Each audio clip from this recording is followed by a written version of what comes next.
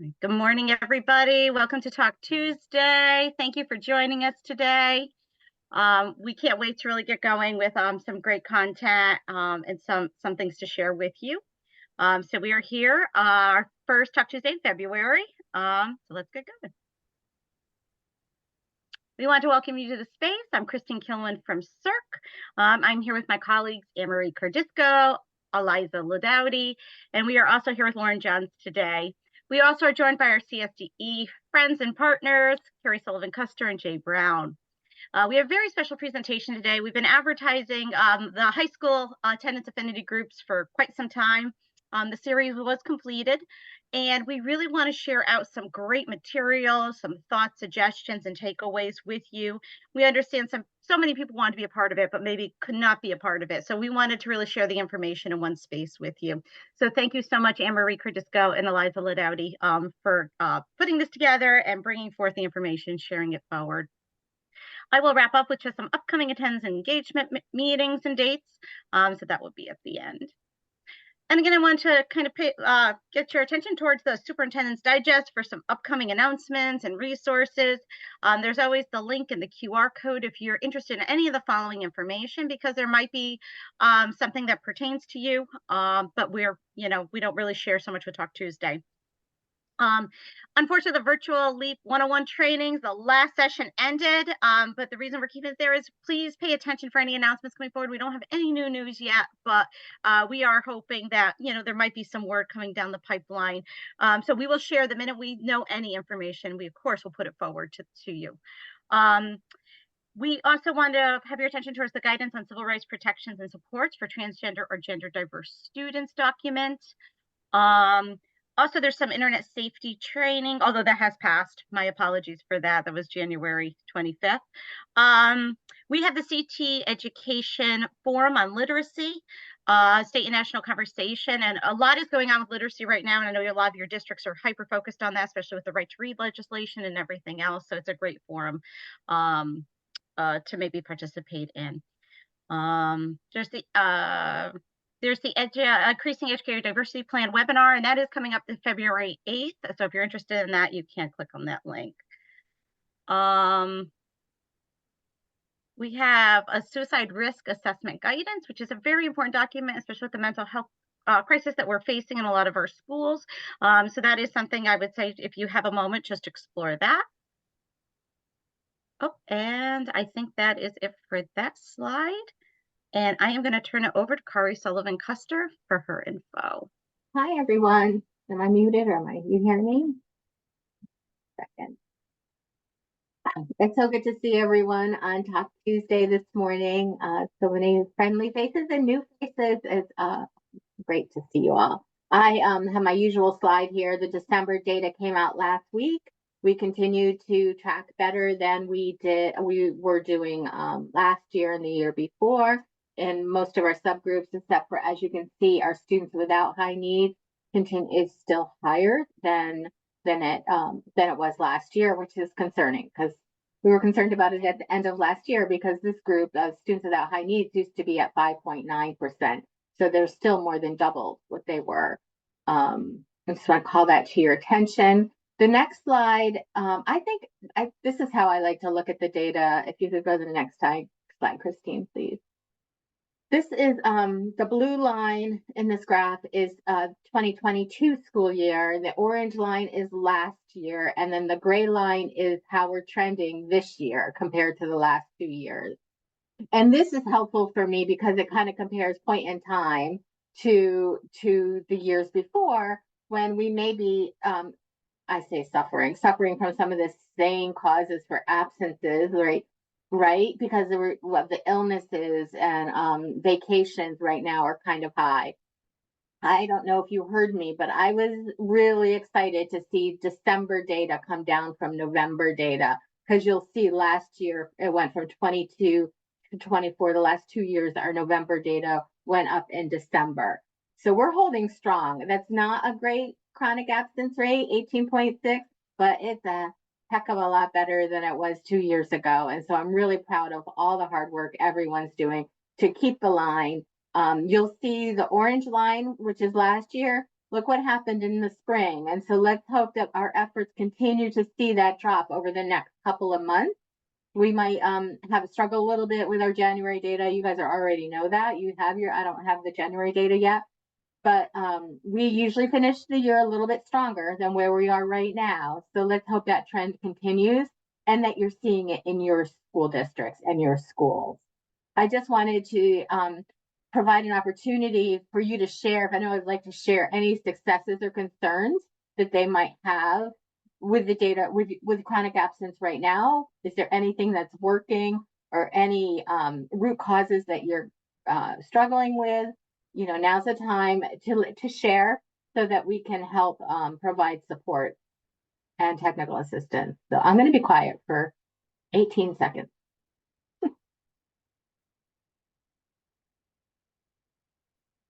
Let you guys talk.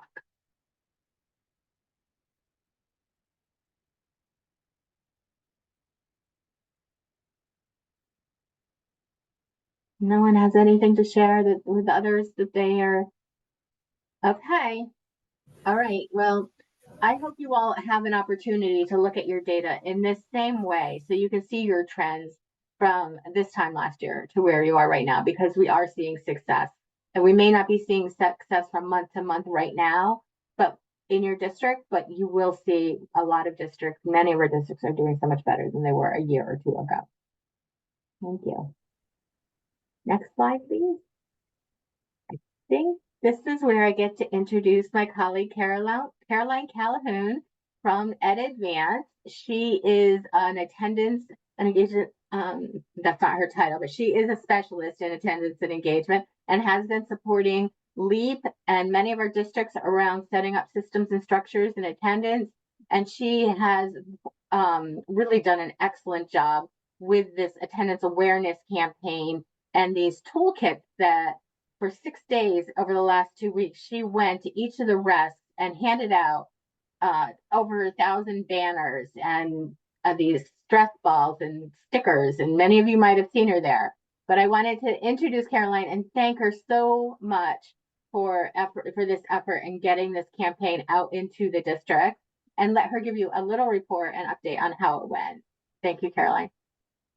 Good morning, everyone. Thank you, Kari. It was so nice. I think the highlight of taking this on the road and distributing these materials was not only that we were getting something useful into your hands and into school districts, but also it was so nice to meet a lot of you in person after having only met virtually in the Zoom space. So as Kari mentioned, this is part of our CSDE EdAdvance joint attendance awareness campaign. And one of the pieces of this effort was to really get something as sort of a starter toolkit out into districts to help spread the positive messaging of school is better with you. So the toolkit consisted of the banners, the stress fidget balls, and the stickers that you see on your screen.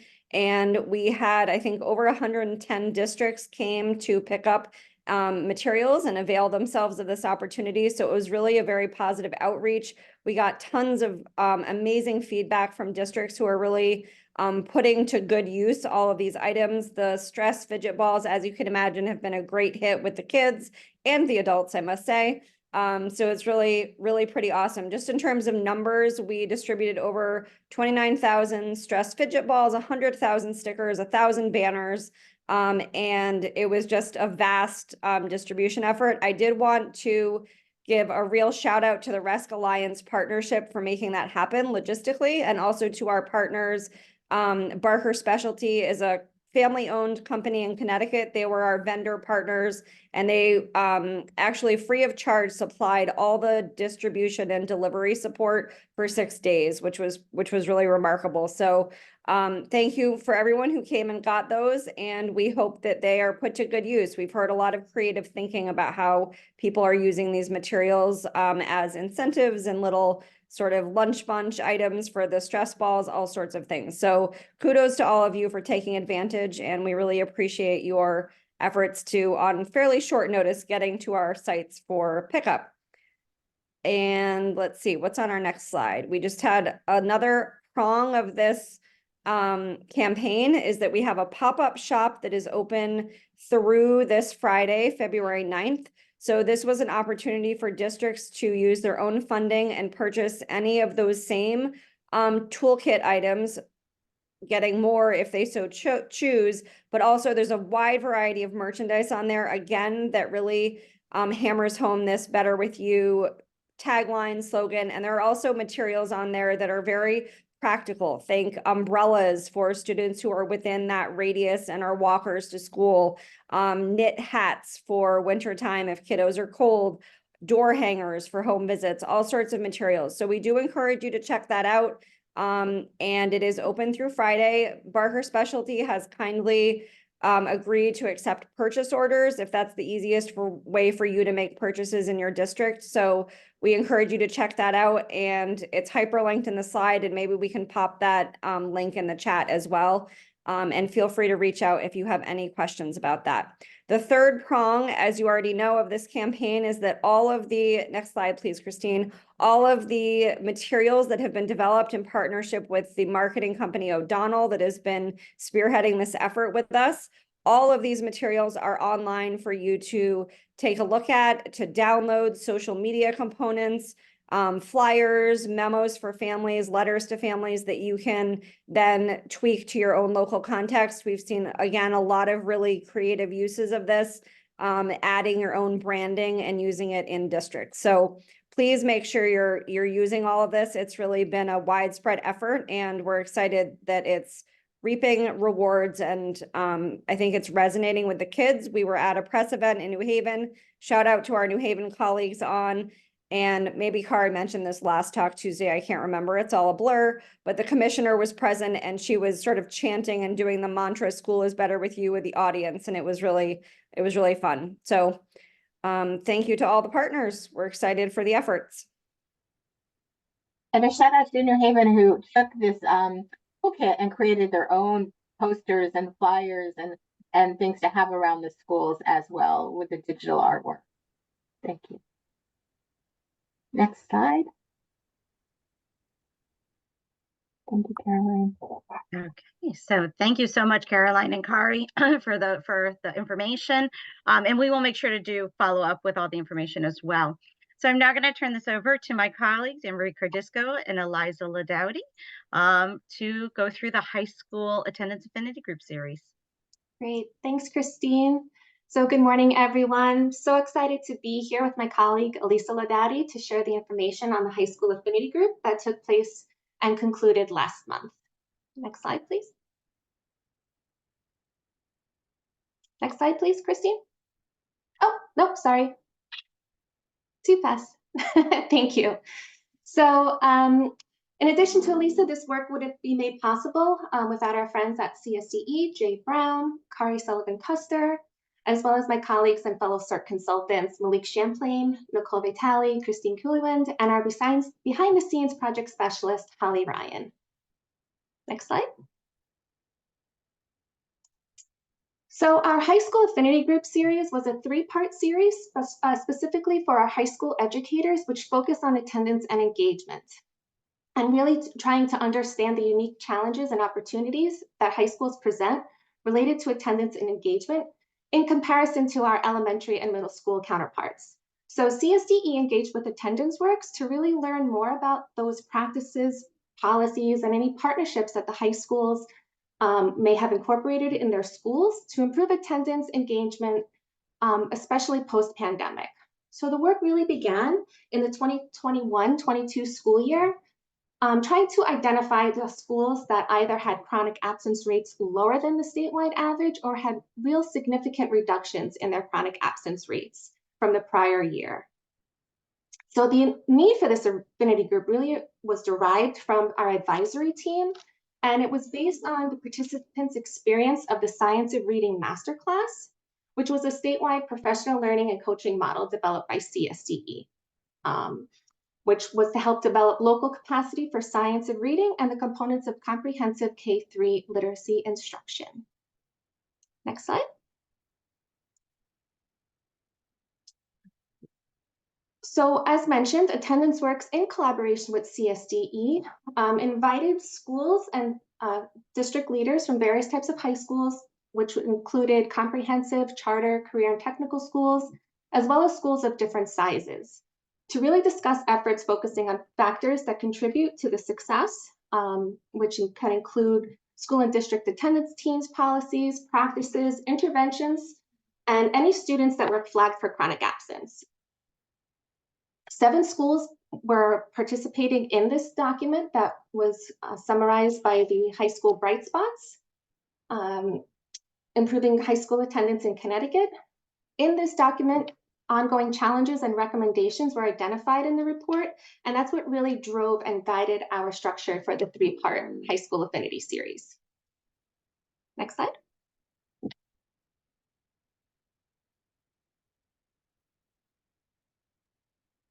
That one's me. I do want to mention I am joining from ESUM, so thank you to my friends here at ESUMS. If you do hear a bell in the background, that is why. So just wanted to let you know in case I got interrupted mid train of thought. But again, so we really focused on the ongoing challenges and recommendations as key learnings from the Bright Spots brief, and we use those as areas to explore in more depth. I'm not going to go through all of these right now. You can read them in more detail in the Bright Spots brief, and I know that Kari put the link in the chat. It'll also be linked in the slides as well. But I wanted to give you a sense of the scope of them overall, because we did a big overview and then we dug more deeply into selected ones for the second 2 sessions. I do want to say across all 3 sessions, we aim to feature speakers from a district, from our partners, shout out to Caroline Calhoun, from our team members, as well as a student panel. And we wanted to give time for participants to network, to discuss, as well as sharing specific resources, tools, and strategies. We did highlight some of the resources from each of the session and link them at the end of our slide deck, and those will be sent out to you as well. So you'll get a sense of some of the resources shared. Next slide, please. So in session 1, we really wanted to focus on providing an overview of the Bright Spots brief, the challenges and the recommendations that had just come out before we had our first session in October. We featured a presentation by Dr. Joseph Raiola, who's a principal at Bassick High School, which was one of the schools that participated in the Bright Spots brief. And I apologize, I didn't note it on the slide, but he also had with him his Dean of Students, Andre Houston. And so we were able to hear about the demographics of Bassick High School, chronic absence data, as well as some of the specific efforts that they had been utilizing to promote attendance, like having a daily attendance review by teachers, methods to promote parent outreach, home visits with LEAP, and their after-school attendance team. We did close with some brainstorming using a facilitated discussion protocol as well. Next slide, please. In session 2, we narrowed in on the ongoing challenge of district-wide communications with families and effective systems for that, and the recommendations around engaging families and community members as partners. Because culturally responsive practices are at the heart of engaging families, we wanted to integrate specific activities. So we started with place, name, and intention, which is an activity and a protocol from the Courageous Conversations About Race protocol. And we modeled that to start to get everybody talking and just to have culture and identity at the center of our conversations about family engagement. We did also include a cultural introductions activity that was noted in the slides, but we got so much into the place, name, intention that we didn't get all the way into that. We did welcome Caroline Calhoun, who we know and love from EdAdvance.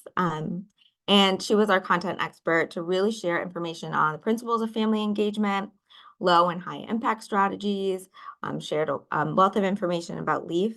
There was a ton of information in the session, a ton of discussion and interaction. And one thing that, we shared but didn't get as much into was how to engage and utilize the principles of family engagement within multi-tiered systems of support to address chronic absenteeism. I just want to pause to give Caroline a moment to share if I missed anything or if there's anything you want to highlight about that session. Thank you, Elisa. I think what was really nice about that session was it was a shift from virtual to in-person. And so that really allowed for, I think, folks to feel comfortable in the space and share all of the good things and the work that they are doing in district, but also to really dig into some of those challenges and think through a lens of best practices, how to tackle them. And I was really impressed with the variety of concepts, ideas, thinking, brainstorming that was happening behind the scenes at all of these districts and the dedication of folks involved in this work. I think it was Kate from Stratford who said that her team has gallons of empathy. And I remember just writing that down because thinking about the kind of personality and the character traits that are required for this work comes through loud and clear. And that stuck with me. And I also remember, Elisa, you mentioning that when you feel heard and seen and feel validated, that you soften. And when we were thinking about how to interact with families, and that really stuck with me too. So just some gems and nuggets from everybody's participation. And it really was a terrific session. So thank you all for participating. Thank you so much, Caroline. Can move on to the next slide and I'll kick it back to Anne Marie. Thanks, Elisa. Thanks, Caroline. So yeah, that's a perfect segue into our third session, which was the Foundations for Learning. And our focus was on belonging, in which we really asked the participants how they would define what it means to belong, any characteristics of the sense of belonging, and for them to really think about times when they did feel like they belonged and as times when they felt like they didn't belong. Because we all know that relationships and connections to one another, they're really essential for our physical and mental health, our overall well-being, and so we can really thrive in our environments, and that's no different for our students. So with that said, it's critical to really remember this because research shows that for the youth, the sense of belonging is often impacted by perceptions of supported relationships in and beyond the school, considering the community, as well as their racial, ethnic, and gender identities and how they're affirmed and or rejected within the schools. And these themes were well evidenced in the voices of our 6 students who participated in our panel, and that information will be shared on the next slide. But we really focused on the mental health, our student voice. We had six students, and we also concluded our session with a Padlet activity where we had our participants really collaborate and think about next steps for what they would like to implement within their school buildings and or community. Next slide, please. So as mentioned, our student panel consisted of 6 students from various high schools across the state. They included Suffield, New Britain, Milford, and West Hartford. And our students were asked a series of 7 questions. Out of those questions, these were the main things that really spoke loud and true to our panelists. And part of it was making time to listen. One student stated, "I feel motivated when I know I'm being listened to." That the teachers want me to be there, like it matters to them when I am there, right? So really making that connection between mattering and belonging. And you can go on to read the others. The themes were understanding students as learners, right? We're all different, and the way we all learn and absorb information really takes part, especially for our students that either have an IEP or a 504. Creating opportunities to connect and express themselves. And that was shared in the expression from the student to have a space where they can really be themselves and express their opinions without being judged. And again, the focus on communication in that all voices should count and matter within the school, and just knowing what's going on in the school and being a real part of that. So these were the main themes from our student panel that really transcended throughout our third session. Next slide. So we know that we have some participants in our space today now that were able to participate in all 3 or a few of the sessions. So we had Jacob Cornish originally slated to share out his experience of the high school affinity group. He is a student engagement specialist at Buckley High School. However, unfortunately, he was called to a really important meeting, very much tied to this work. So I am going to ask Erica Triani the Director of Climate, Culture, and Engagement for our Bristol Public Schools to share out. Hi.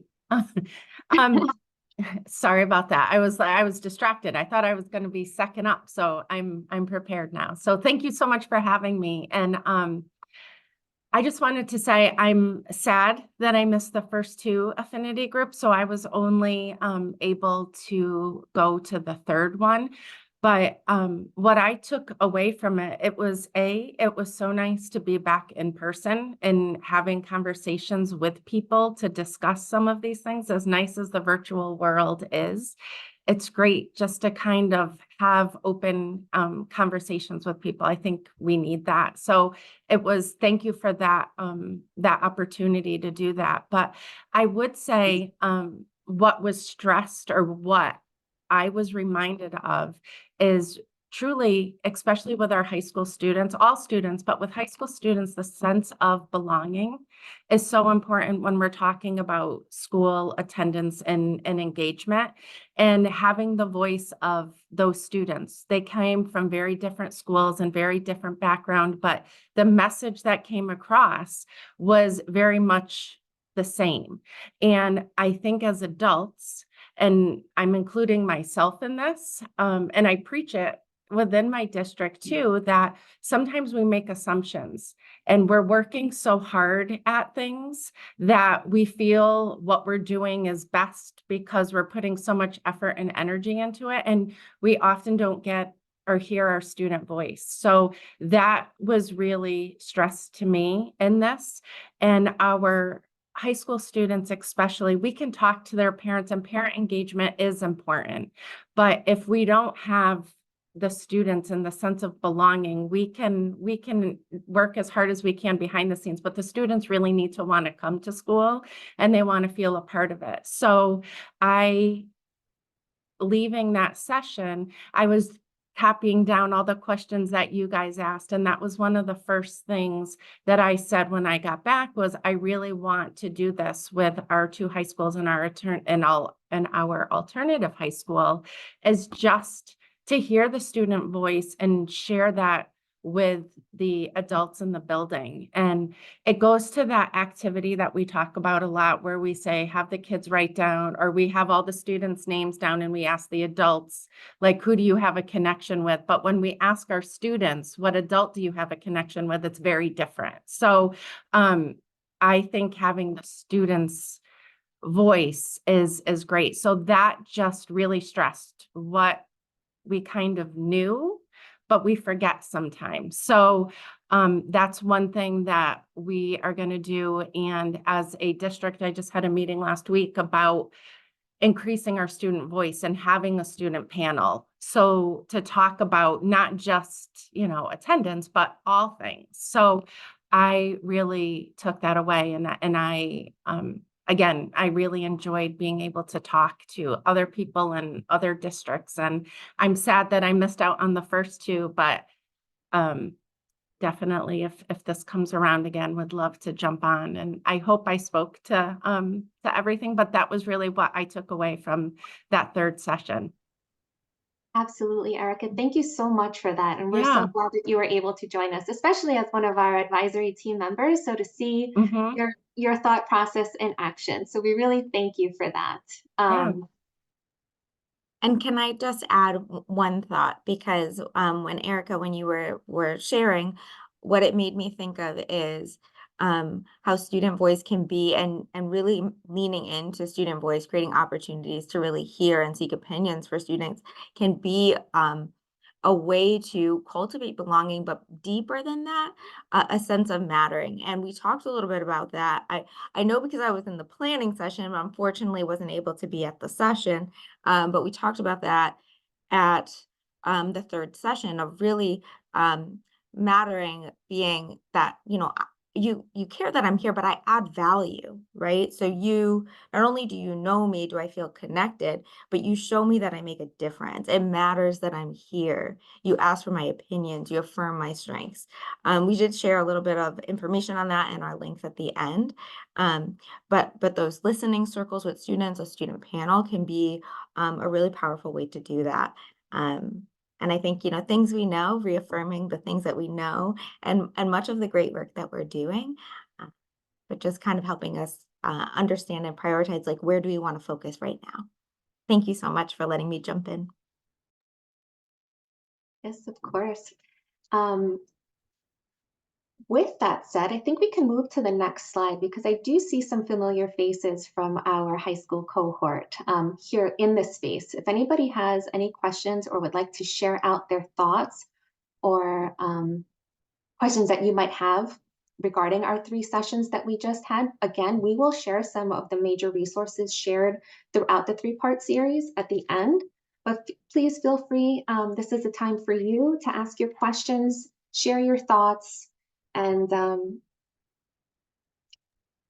One of the things too, I forgot to say, and I just wanted to, and having the students there really kind of reaffirmed one thing as a district, especially in all of our classes, but our high school, like we're really focusing on having higher academic standards for all students, right? All students are capable. And some of the students during that breakout session was talking to that, kind of they're knowing that them being there and the teachers expecting them, and knowing academically that they're held to a high standard. When the student said that, it kind of just reaffirmed something that we were looking at in our district as well. So it was just neat that to see that some of the little things that we're doing within the district, and then hearing the kids say it, it's like, okay, like that makes sense.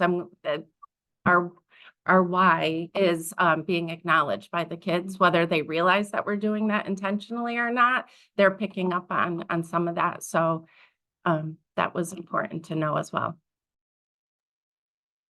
But what I noticed was that, sorry that you're saying hard to hear me. Can you hear me now? Is it echoing? Yeah, it is. Is Dr. Blanco in Cut off one of your here? devices. You have to cut off one of your devices, Jean, or just No, get rid of the audio from it. it Yeah. wasn't me, not this time, Miss Karen, not me. I'm in another Okay, room. okay, maybe now. I usually think he threw it together. that's good. Can you hear me now with echo or not? Yeah, it's Still a bit of an echo. That's You okay, still have an echo. I'll put it in the chat. I noticed, Emily, you raised your hand too, so I wanted to give space as well. Yes, thank you. I was at the first and the last session, and I just valued the opportunity to break out in the first session. I was in Dr. Rayola's group, and he really gave us the opportunity to reflect on where our district and buildings were in retrospect to attendance and the initiatives that we were taking. And he kind of helped the people in our breakout session prioritize like next steps and what we have to do. And for my particular district and building, Hamden Public Schools, is really just raising awareness about the importance of good attendance, and that our numbers certainly aren't where they need to be, but we're taking proactive steps to make some small shifts in our mindset and our thinking and really improve student attendance. I also agree with what everybody said. I value the opportunity to hear the student voice and also realize the importance of including them. And I think about all the committees that we have and subcommittees, and so few include student representatives or have that opportunity for some type of student panel. When I think about, understanding students' needs and wants and really equitable practices, it's such a key component that we overlook. And it also reminded me of the importance that, we just really need to get better at including them and hearing what they need and what they want. even if we can't provide them with everything, being included in those conversations, they'll have a greater understanding of the whys and the why not. So I really valued it, and I hope that in some capacity, I heard that kindergarten was coming up next. But I'm in high school, so I would appreciate more high school stuff, but I get it. It's not only high schools out there, but thank you so much. Oh, Emily, that makes me so happy to hear that you had such a positive experience. Thank you for sharing. And your last thought really goes to that theme with the students, that focusing on communication, right? That one student that says, I like to know what is going on in school. So good communication with students is important, right? Really making sure that everything that we do within our school communities is really tied for the students and that their voice is a part of that. So thank you so, so much. I would love to just speak into the space, the thought in the chat too, just because you weren't able to share it. Jean, you had mentioned, love the idea of cultivating a sense of belonging with high school students. We're trying to put together a task force for hall walkers to get their why and get the important part of it is to listen to their whys. And that, I mean, we did watch a little bit of video, a short video on, knowing your why. So I think that really resonates. Thank you so much.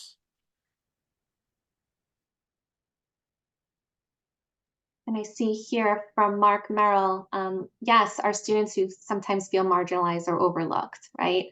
Some of the students with the biggest challenges have such valuable perspective, right? And it's unfortunate. Sometimes we forget those students with all of the work that's on our plates and just trying to accommodate all of our students, but having the student voice in the space, really being able to share out and feel valued, that it matters.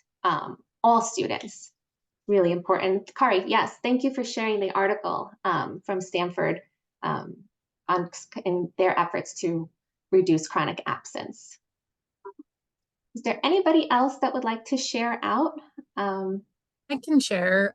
Rachel Newer from New London High School. I did have the opportunity to attend all three, and I especially liked the first one where we heard from someone on the scene doing the work. And Bassick High School had a really great presentation.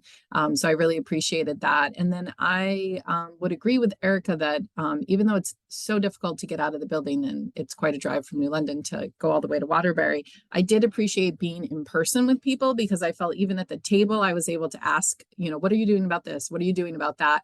And network in a way that we really can't do here online. So I did appreciate that opportunity. And one of the big pieces for me was for us to consider exploring how we're using advisory better. And so I was able to chat when you think about belonging and climate and culture, like how can you use advisory to create those opportunities? And I got some really great ideas from people at my table about how they're doing things differently when it comes to advisory, and offering some student choice once a week, while still being able to address the SEL in advisory, while also being able to address some academic needs. So it was just really neat to hear some different perspective about how schools are doing things and what kind of success they had.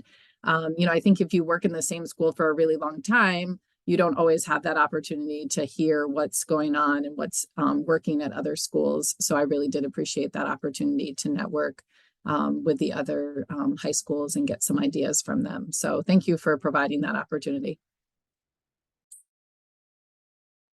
Thank you for that perspective, Rachel. I do see Kate in the space. If she's, are you available, Kate, or putting you on the spot? That's okay. Morning, everybody. I was a huge fan of this first, second, and third. I actually didn't want it to end. I got so much information and feedback from everybody who participated in that group. I appreciated the intimacy of the group and the candor that everybody felt comfortable. And that's much to you guys, the way you set it up with the opening statements and just making everybody feel belonging, equal, and everybody had a voice at the table. I think the conversations were very powerful. It made me feel like I was not alone in what I was experiencing in my district, and experiencing in my building. And this last session, having the kids was powerful. I mean, they're and especially I was just actually looking over my notes when you called on me, because I did want to bring up the idea that we as educators feel the need, that after COVID, the kids have a deficit, they have a deficit, they're not where they should be. And the two students who stated that it was stressful, that they had no breaks, that we went to these longer class times, and we just went to block scheduling 2 years ago. It didn't even occur to me. But they said it was stressful. They needed the study halls. They needed the break in between the classes to kind of regroup from the intensity, especially the girl who was in the AP Chem. She was in AP Chem and AP something else. She had 2 APs right in a row, and she said she was totally burnt out by the time that she was done. And also sorry, I took so many notes from these kids because they were so amazing. About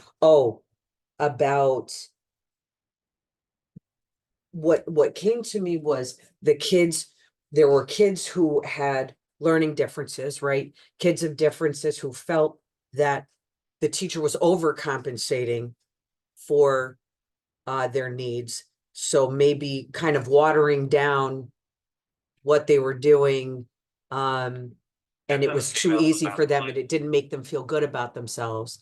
But then there were the kids who said that the teachers weren't doing enough, right? So they weren't meeting their needs, or they felt like they didn't care about their needs. And I said it at the meeting. It made me reflect on what the teachers have to balance in the classroom. Are they not doing enough? Are they doing too much?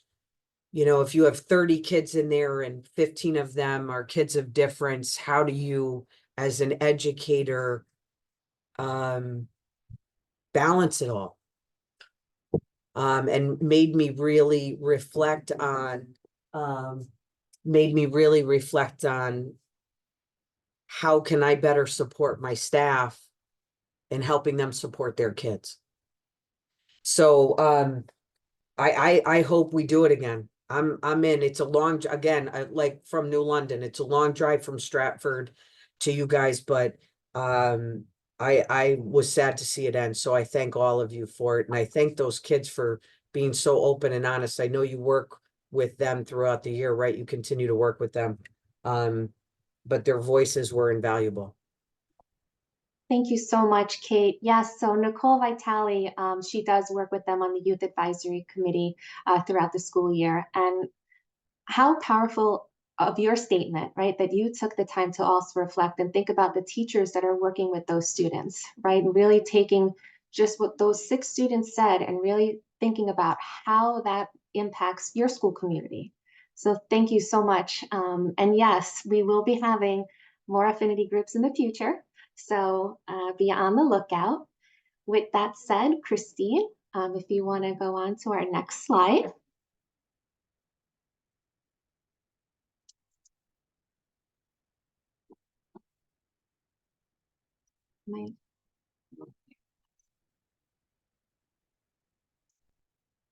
So this is the slide that we mentioned with some spotlighted resources from each of the sessions that we just wanted to kind of give you a brief overview here, and then they're linked in the slide and will be sent out afterwards too. So you had access to some of that information. And I did want to also mention too, and I think Christine will also follow up, that Nicole will be joining us for a future Talk Tuesday, so you'll be able to hear more about Youth Advisory Council if you're interested in finding more about that. So I didn't want to forget to mention that as well. And we can move to the next slide. So as alluded to, our next affinity group series is the kindergarten affinity group series. This is for educators who work with preschool and or kindergarten, or district level educators that focus on that population as well. We'd love for you to join us for this next 3-part series. The dates are here, March 6th, April 17th, and May 15th. I will, before the end of the session, put the registration link in the chat as well. They'll all be 9:30 to 11:30 a.m. They are all in person at CERC. Thank you, Christine. We heard the feedback that in person was so valuable. So we're doing all of these in person at CERC. Registration is open, but we are capping at a maximum of 30 participants. And if you have questions about content, please contact Anne Marie. Information about registration, please contact Holly Ryan, and their emails are there. We'll send out a flyer as well with a little bit more details with our learning objectives and a little more detail on the structure of the sessions, what we'll be doing within that series. We learned a lot from the high school affinity group series that we, in terms of our structure and our planning, that we're going to take with us into the next group and beyond. And that is all I had. Did I miss anything, Anne Marie? I don't think so, but we wanted to be mindful of your time. We have about 15 more minutes. I know Christine has a couple of more slides that she'd like to talk to, but if there are any other questions related to the affinity group that just passed or the affinity group coming up, please reach out, open your mics, drop any questions you might have in the chat. We are here to answer those questions for you, and we'd love to hear your voice in the space as well. And we do have some feedback from participants from our survey last year and this fall from Talk Tuesdays. As we're developing our plans for next year, we are going to continue the affinity groups with 2 additional affinity groups, still working on the topic. But we heard from all of you that some of your top interests have to do with family engagement, the district attendance teams, how to really have effective district attendance teams. I'm trying to think what were some of the other ones. We're really looking at literacy and attendance and making that connection. So, making sure students who are in the early grades are coming to school so that they are able to read by grade 3 and connecting to some of that work. There's also an interest in, and if you are interested in this topic, I would love it if you reached out to me, but improving attendance at our alternative ed programs and schools is another topic that we'd like to dive deeper into. More, these affinity groups are great because they're not PD, but they're really like supporting each other and learning from each other, and that information exchange in a more informal setting. So if you are at an alternative ed program and you'd like to be involved with that, that's going to be sort of a standalone. But Lori Beth, I see your hand. Hi. Hi. No, I just wanted to, because we did our just how you're connecting attendance with literacy and all that stuff. We did our perfect attendance for the second market period at one of my schools, and we noticed that 3rd and 7th grade had the highest perfect attendance. And when I was speaking to the math and the literacy coach, they were like, yeah, and it makes sense because 3rd and 7th grade are our highest scores in math and literacy. So it kind of made that connection as when they're there, look at that. Yeah, that's right. Thank you, Lori. Mm-hmm. And one other key point for our upcoming affinity groups for next year, they will be now 3 hours because we realized 2 hours was not enough time with all of the information and all the wonderful insights brought by each district. So we thank you for that, for helping to drive our planning for next year. And we are hoping that they will be now a 4-part series, not just a 3. So lots of good information coming your way for the next school year. And I'd just like to recognize those who are here who are part of our, and I can't name everyone because I'll forget someone, who are part of our attendance advisory committee, because they are the ones who have recommended these affinity groups, who help us determine what the topics are for our Talk Tuesdays, to give us sort of an idea what's happening boots on the ground in the districts and make sure we're in touch with what your needs are. And we appreciate any feedback from all of you, but definitely want to recognize we have monthly meetings with our state attendance advisory team, and they represent all walks of our districts, family engagement, special education, attendance, parent involvement, all kinds of different things. We have charter schools. So thank you to those of you who are here. All right. Okay. So if that's all everybody has to say, we'll move into kind of our upcoming Talk Tuesday list. And just like Kari mentioned and Anne-Marie and Elisa, we really want more district voice as much as we can. So these are our upcoming Talk Tuesdays. We're really going to be focusing on some great topics, continuing with the mental health topic. We are looking into bringing in alternative ed and the voice around that. And even hopefully teen parenting as well on the horizon, how you could support teen parents within your school in conjunction with attendance and awareness. If your school is doing something really amazing and you want to share out, it doesn't have to be perfect. It means you're just trying something. Please reach out to me because we'd love to have your voice as part of our Talk Tuesdays, or even possibly our affinity groups, or we want to connect you so you could connect some of your ideas to others. We desperately want district voice. You guys are really in the work. You know, you're in the grind. You're understanding the day-to-day of what struggles you're facing and what your decision rules are for doing that and your implementation of strategies. We want that. It doesn't have to be perfect, but it means you're trying. So these are our upcoming dates. Just like Eliza mentioned, on March 5th, we have Nicole Vitale joining us with Student Advisory, and she's hopefully bringing, right now she does have some commitment with kiddos, but she is going to bring a student panel on so you can hear their voice too in the Talk Tuesday space. We don't know if they're the same kids that joined us with Affinity, but we really are looking forward to hearing their perspective. One of my biggest takeaways was the student voice piece of the affinity groups. And I'll never forget what one kiddo said, understanding about mindset. And she tries to come in with a mindset that she is strong in who she is and how she learns, and understanding that sometimes it's hard for adults to change their mindset. So when she comes into that space, she realizes that adults might have a fixed mindset, and all she can control is how she responds to that and how she advocates for herself. That was really powerful because we always talk about the adult piece in student learning and student engagement, right? And what we can do. So I took that away as an adult of really reflecting on then my mindset and where that goes. So that was just an example of a powerful takeaway piece. So we're looking forward to March 5th. If you register for if you haven't registered for Talk Tuesdays, please register.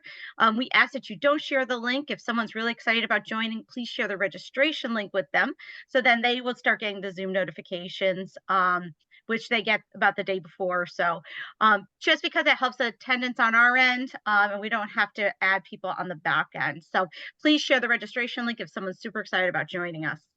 And with that said, if you have anything, again, any ideas, if you would like to present or be a partner with us in one of these sessions, here are our contact information. Please feel free to reach out to any of us at any time. I thank you all for being in our space today. Anne-Marie, Eliza, thank you so much. Caroline, thank you for sharing attendance awareness. And thank you all for being here. Have a wonderful day. Thank you, everyone. Thank you. Have a great one. You too. Thank you so much.